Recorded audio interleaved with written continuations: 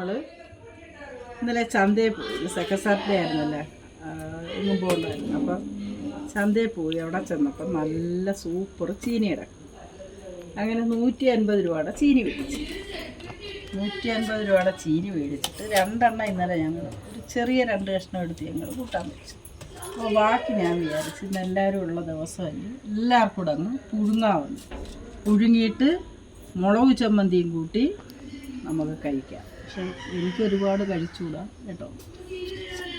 അതുകൊണ്ട് ഞാൻ പിള്ളേരെല്ലാം കൂടെ നിൽക്കുന്നത് കൊണ്ട് അങ്ങ് പുഴുങ്ങാമെന്ന് വിചാരിച്ചു.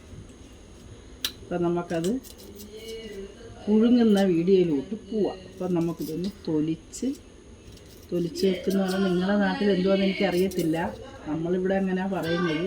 നമുക്കെങ്കിൽ ചീനി ഒന്ന് പൊളിച്ചിടാം. ഒരുപാട് ഭക്ഷണങ്ങൾ നമ്മൾ ഒഴിവാക്കിയത് കൊണ്ട് നമുക്ക് വെയിറ്റ് കുറയ്ക്കാൻ സാധിച്ചു. 3 മാസം കൊണ്ട് 12 കിലോ വെയിറ്റ് കുറച്ച്. പക്ഷേ ചൂടെ കുറയ്ക്കാതിരുന്ന് ചില ഭക്ഷണങ്ങൾ കാണുമ്പം കൊതി വരും കേട്ടോ. അന്നേരം ഇടയ്ക്കൊക്കെ ഒരു ശകലം എടുത്ത് കഴിക്കും, ഫാറ്റ് കുറയും.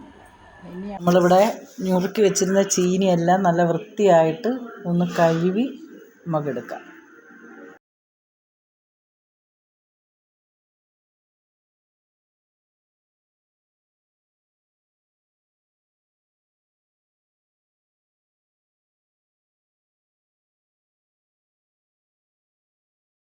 ഇപ്പോൾ ചീനി നല്ലോണം വൃത്തിയാക്കി കഴുകിയെടുത്തിട്ട് ഒരു പാത്രത്തിനകത്താക്കി ഗ്യാസിനകത്തോട്ട് വെച്ച് തീ കത്തിക്കാം. ചീനി നല്ല വൃത്തിയായിട്ട് തിളച്ചപ്പോൾ നമുക്ക് ആവശ്യത്തിനുള്ള ഉപ്പിട്ട് കൊടുക്കാം.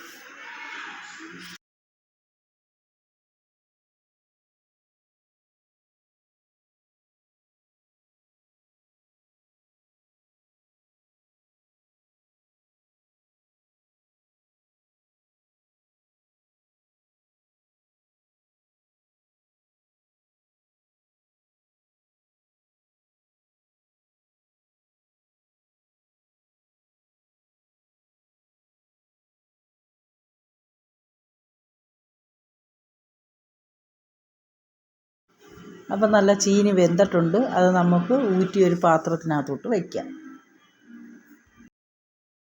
അപ്പം നമുക്ക് ഒരു ചട്ടി എടുത്ത് അടുപ്പിൽ വെച്ച് നമുക്ക് മുളക് ചമ്മന്തി ഉണ്ടാക്കണ്ടേ. അപ്പോൾ അത് ചൂടായതിന് ശേഷം നമ്മൾ കുറച്ച് എണ്ണ ഒഴിച്ച്, അപ്പോൾ ഇതിന് വേണ്ടി ഞാൻ കുറച്ച് കൊച്ചുള്ളി തയ്യാറാക്കി വൃത്തിയാക്കി വെച്ചിട്ടുണ്ട്. അത് ഈ തിളച്ച എണ്ണയ്ക്കകത്തോട്ട് നമുക്ക് ഇട്ട് കൊടുക്കാം.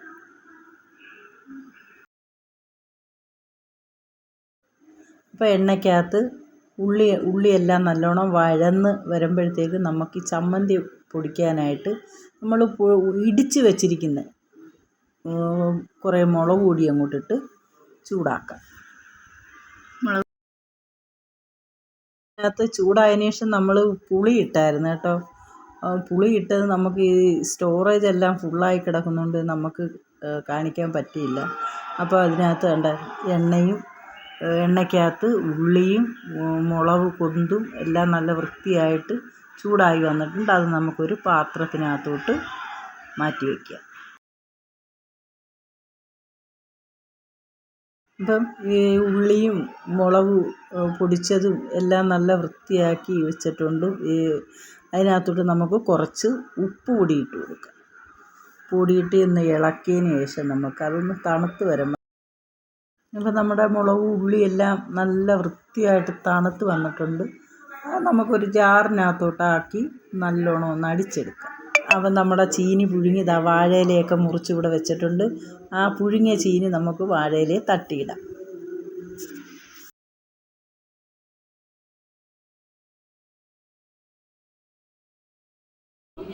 ആദ്യം ഒന്ന് ടേസ്റ്റ് ചെയ്തോ. അടിപൊളി കേട്ടോ.